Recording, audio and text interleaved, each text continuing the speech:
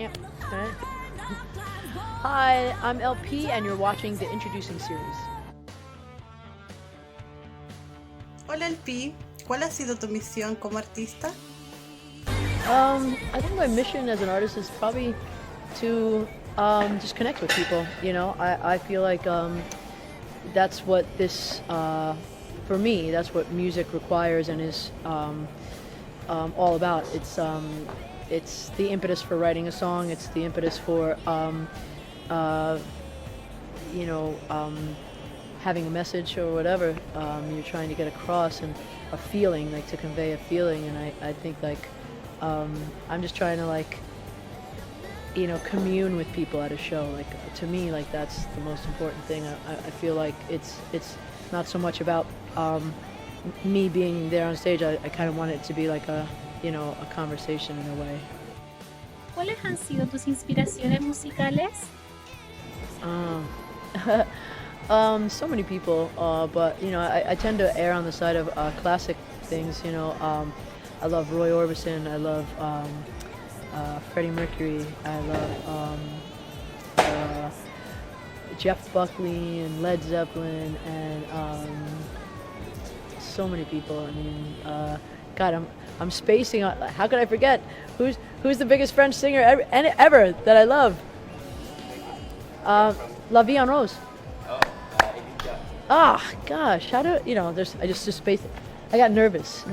Edith Piaf. You know, like just people that have a very their emotion is very visceral and very, you know, on the surface. ¿Cuáles fueron los comienzos de tu carrera, LP? Oh, you know,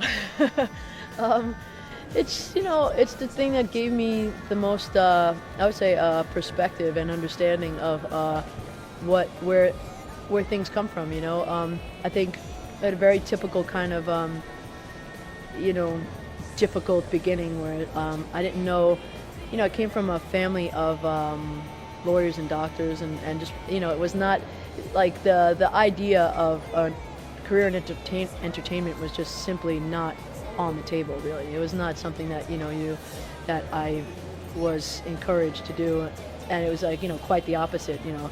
And I think it's so I feel like I started with no contacts, no nothing, you know, like many people do.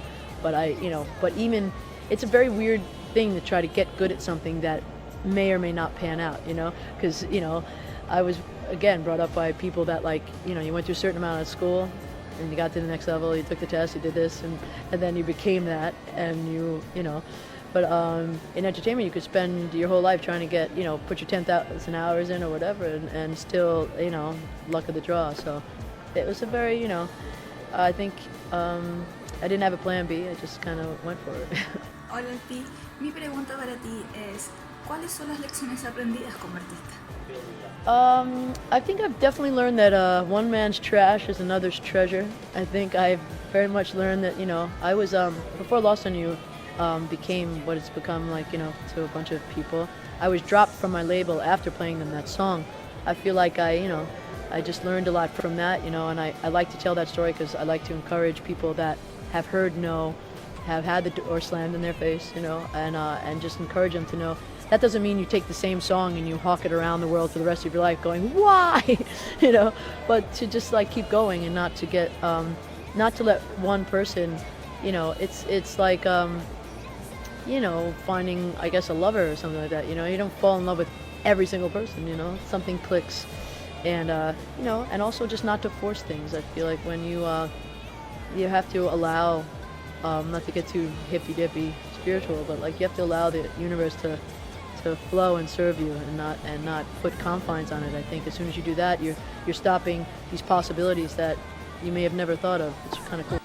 ¿Qué importancia tiene para ti la moda y el estilo como artista? I think it has a big role, you know, even people that have no fashion sometimes, or like no, like, you know, clearly don't care about it sometimes, that's a statement in itself. I think, you know, this is your house, you know, it's like you want to, I think also it doesn't always come down to like the brand or whatever you're wearing. I think what transcends is comfortableness and a comfortability in one's own skin, you know, like, and I think that's the thing that like you wanna try to project. And not even like it shouldn't be fake. You want to project it because you feel it, and I think that fashion in general should include that, incorporate that. So I just like I do what I do. Hola Elfi, cuéntanos, ¿cuál es la regla de oro de todo compositor? The golden rule. The golden rule is that I think there is no golden rule. You know, I think there is. You have to. You have to do.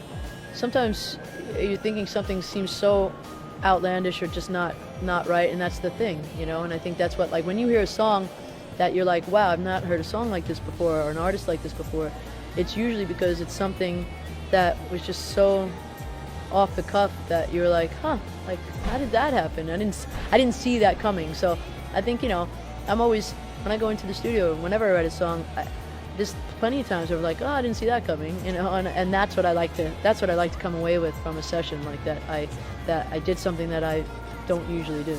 Hola Elpi, mi pregunta es, ¿cuáles son tus letras favoritas? From one of my songs? I mean, if I'm gonna go with Lost in You, I remember when I had a funny session with that. I kept going up on a different floor to go to the restroom, and I remember coming back and just going, when you get older, playing or saying her, and I was like, I really like that one. I was like, that says a lot right now, like where, like, with like how I was feeling toward my partner at the time. Querida Elfi, ¿cuáles han sido tus películas favoritas? Johnny Darko is one of my favorites. History of Violence, Joey. I don't know. Gosh. Oh yeah, it's just like this guy's undercover, and he like he thinks he's like, no one knows who he is because he was like a killer or something like that, and then some guy, the mafia guy, comes in and knows his old name and goes, let me have a cup of coffee, Joey, and it just like, you're like, it's a Hitchcock moment. LP, ¿cuál ha sido tu peor vergüenza sobre el escenario? Oh, I fell. I was that thing right there. It's like a lighting thing, and I remember saying to myself, "I'm gonna step on that, and it's not secure." Like the second as I was approaching, I'm like, "I'm gonna step on it. I shouldn't step on it." Stepped on it, bam, fell in the middle of and you just hear this, everybody, But at the same time, yeah. And then I did a few push-ups. I meant to do that kind of thing, and carried on. ¿Qué es lo que viene para el futuro? I just more the same, like writing and recording. We're gonna put out a record in September of this year, so release a single in a couple months or so, and just a lot of touring is coming up. So, yeah. Goodbye. That was the introducing series. Are you glad we were introduced? It's nice to meet you. Thank you very much.